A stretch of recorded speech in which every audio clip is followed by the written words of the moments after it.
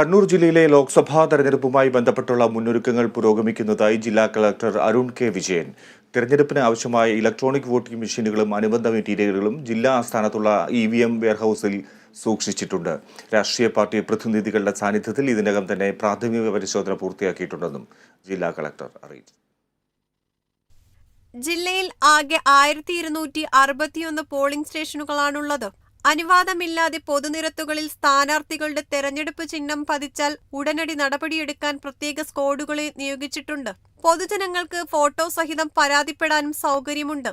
പരാതി കിട്ടിയാൽ 100 മിനിറ്റിനുള്ളിൽ പരിഹാരം കാണുമെന്നും കളക്ടർ അറിയിച്ചു. 1861 പോളിംഗ് സ്റ്റേഷനാണ് നമുക്കുള്ളത്. അതിൽ അഡീഷണലായിട്ട് നമ്മളൊരു 7 ഓക്സിലറി പോളിംഗ് സ്റ്റേഷൻസ് കൂടി പ്രപ്പോസ് ചെയ്തിട്ടുണ്ട്.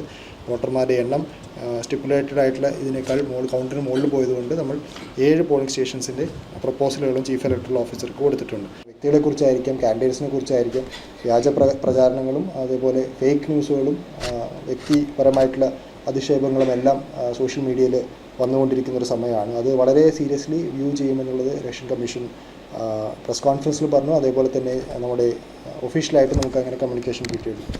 അതിൻ്റെ ഭാഗമായിട്ട് ഓരോ ജില്ലയിലും സോഷ്യൽ മീഡിയ മോണിറ്റർ ചെയ്യാൻ വേണ്ടിയിട്ടൊരു സെല്ല് ഓപ്പറേറ്റ് ചെയ്യണമെന്ന് പറഞ്ഞിട്ടുണ്ട്.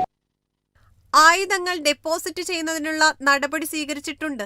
വരണാധികാരിയുടെ ഓഫീസ് പരിസരത്ത് നിരോധനാജ്ഞ പുറപ്പെടുവിച്ചുകൊണ്ടുള്ള ഉത്തരവ് ഇറക്കി.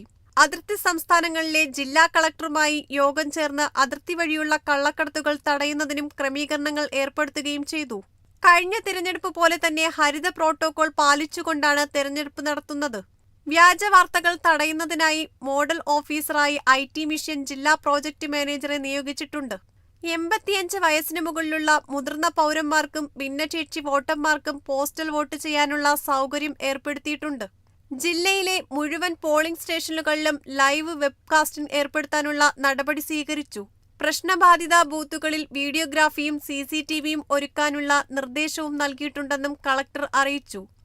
Kerala vision news, Kannur.